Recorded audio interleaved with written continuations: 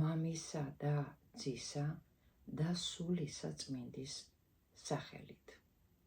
დღევანდელი ჩვენი საუბრის თემაა მოციქულები პეტრე და პავლე.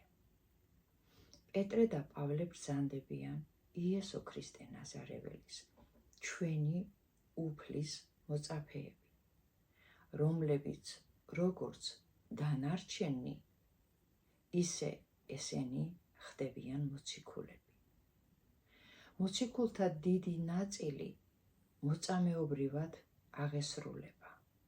ვამბობთ სიტყვა მოწამეობას და ვიცით, რომ ეს სიტყვა ნიშნავს რაიმეს დამოწმებას.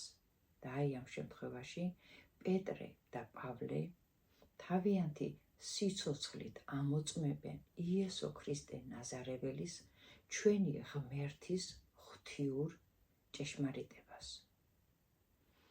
მოციქულები მოწამეობრივად კი აღესრულნენ, მაგრამ ეს იმას არ ნიშნავს, რომ გარდაცვალების პერიოდში იწამეს. მათ ყოველი ცისმარე დღე გატარებული აქვთ შრომაში, წვალებაში და წამებაში.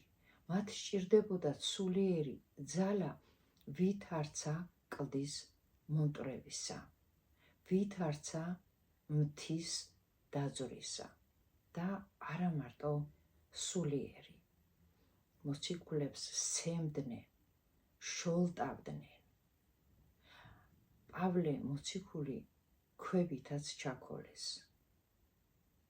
და როდესაც ეგონათ, რომ იგი გარდაიცვალა, მისი სხეული ქალაქიდან გაათრიეს და ქალაქგარეთ დატოვეს. აქვე აღსანიშნავია პავლე მოციქულის უპირობო სიყვარულის შესახებ კაცისა და ღვთის მიმართ.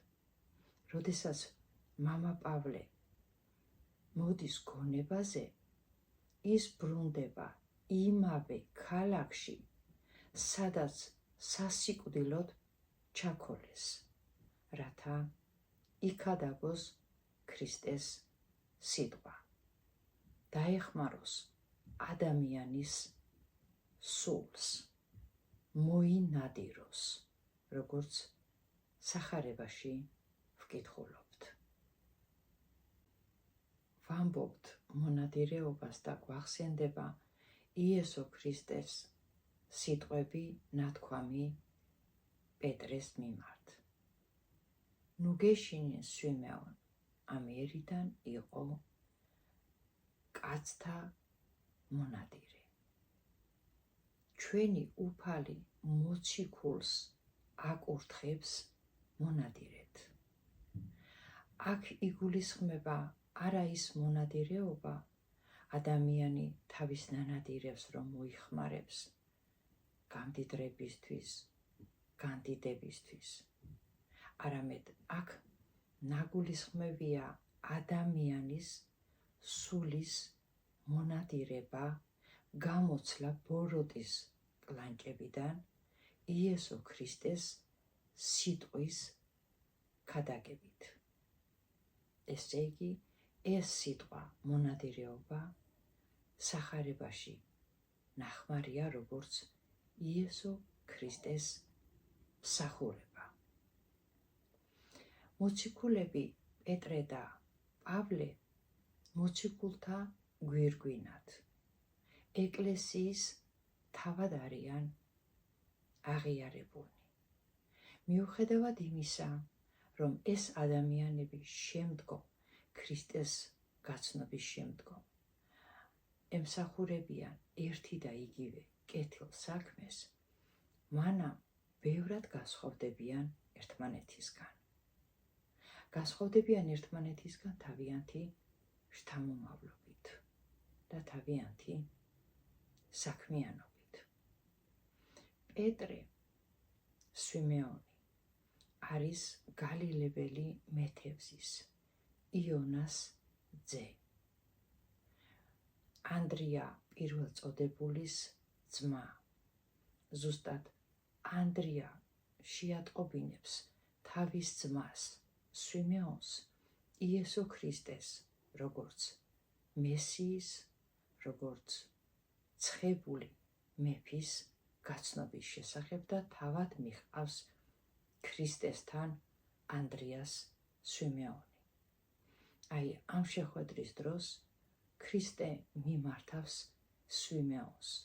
სვიმეონ, ძეო იოანესი, შენ ამის შემდეგ იქნები კეფა. კეფა რას ნიშნავს? კლდეს. იესო ქრისტე ყველაზე მეტ სასწაულს მოციქულთაგან პეტრეს თანდასწრებით მოახდენს. ერთი სასწაული არის პეტრეს სიდედრის განკურნება. იესო ქრისტე ერთხელ მოწაფეებს ეკითხება თავის შესახებ, თუ რას ფიქრობენ, ვინ არის ის? პეტრე მუნვე პასუხობს, რომ ის არის ქრისტე, ძე ღვთისაცხოველისა. და აი ამ დროს მიმართავს მას ჩვენი უფალი, რომ ნეტარ ხარ, პეტრე, რამე თუ შენ სისხლისგან და ხორცისგან კი არ გეცნობა ჩემი ვინაობა, არამედ მამაჩემა ზეციდან გაცნობა. და მიმართავს, რომ შენ ხარ კლდე, რომელზეც დავაშენებ მეჩებს ეკლესიას, რომელსაც ბჭენი ჯოჯოხეთისანი ვერ შეარყევენ. რაცა დაფარული იქნება ქვეყანასა ზედა, იქნება ფარულ და რაც იქნება გახსნილი ქვეყანასა ზედა, ის გახსნილი იქნება ასევე ცათა სასופეველში. და აი ამის მერე პეტრე მოციქული შეიძლება ითქვას იესო ქრისტეს არმოშორებია. არმოშორებია მაშინაც კი, როდესაც იუდამ გასცა 30 ვერცხლად და უფალი შეიპყრეს. მაშინაც შორიახლო იდგა პეტრე. და აი ეს ის მომენტია, როდესაც პეტრემ სამჯერ უარყო უფალი. უფალი იესო ქრისტეს უარყოფა მოცემული არის სამჯერ სახარებაში და სამივე არის განსხვავებული დატვირთვისა. ერთია იუდასგან გაცემა, ერთი პეტრესგან და ერთი თომასგან. პეტრესი და თომას სინანულის შესახებ ვიცით, რომ ისინი სინანულით განიწმინდნენ, მაგრამ იუდას შესახებ მამის მსგავსი არაფერი ცნობილი არ არის. როგორც ხალხში ამბობენ, მამლის ყივილი და პეტრეს ცრემლის ღვრა ერთიაო.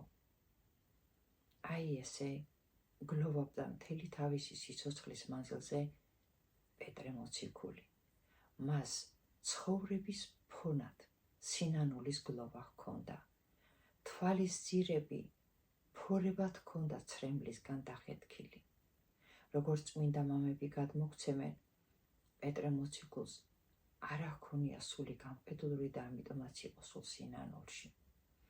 და თუ მან უარყო უფალი, ეს ადამიანური სუსტი ბუნების მიმანიშნებელია და მხოლოდ მამა პეტრეს თავისი მოციქულობის და ბნეული ხალხის ქრისტეს გზაზე გადმოყვანის და მათი ქრისტიანულად მონათვლის გამოუტანენ სიკვდილით დასჯის განაჩენს ჯვარზე გაკვეთით.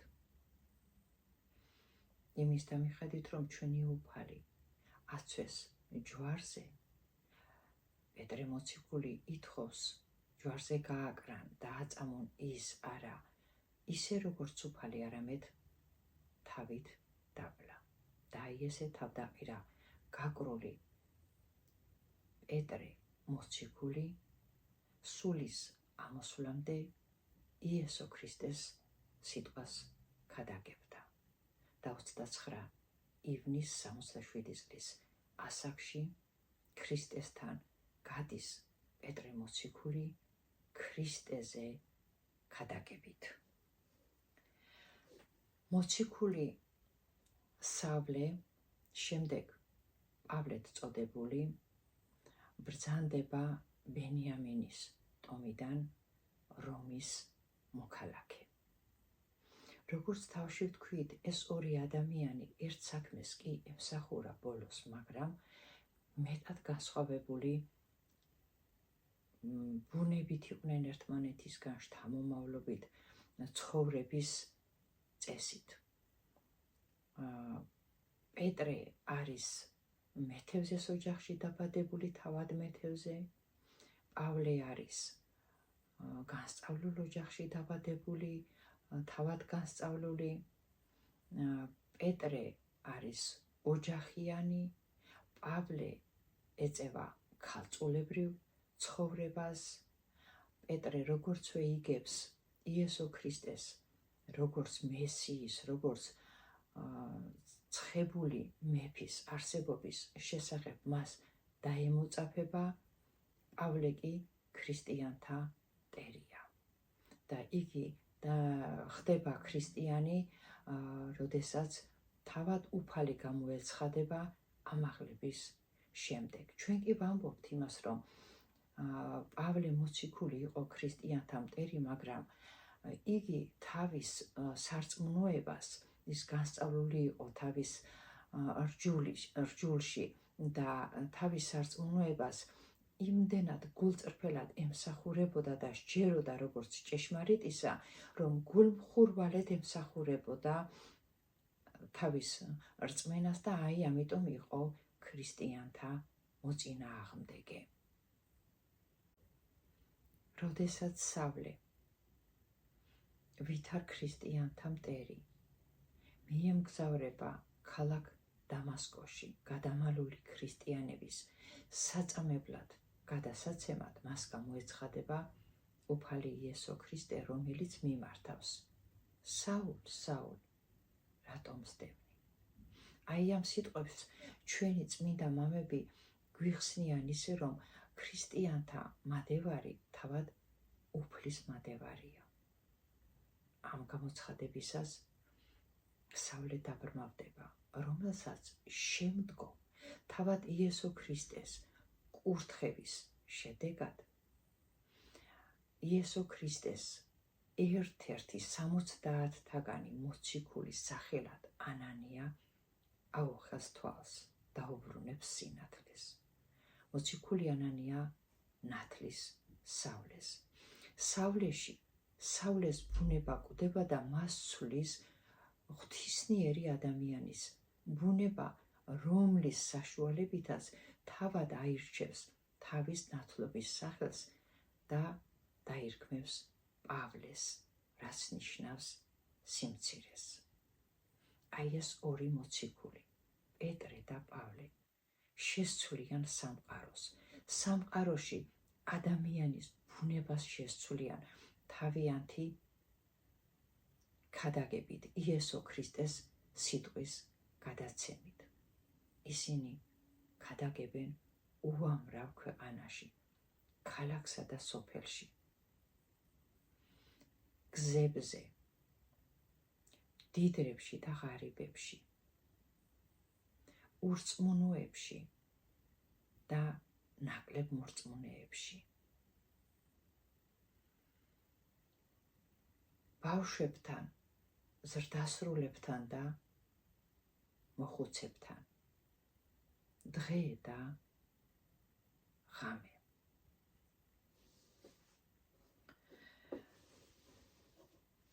წმინდა მამები აღნიშნავენ იმას, რომ ამ ორ მამას ჰქონდა უდიდესი მადლი. პეტრე სიტყვით და საქმით კურნავდა ხალხს. ხალხი პეტრეს ჩრდილითაც იკურნებოდა. იესო ქრისტე ნაზარეველმა ესეთი რადიკალურად განსხვავებული ხალხი შეკრიბა ერთად სიყვარულით. პეტრესი და პავლეს ეს ერთობა, მათი ცხოვრება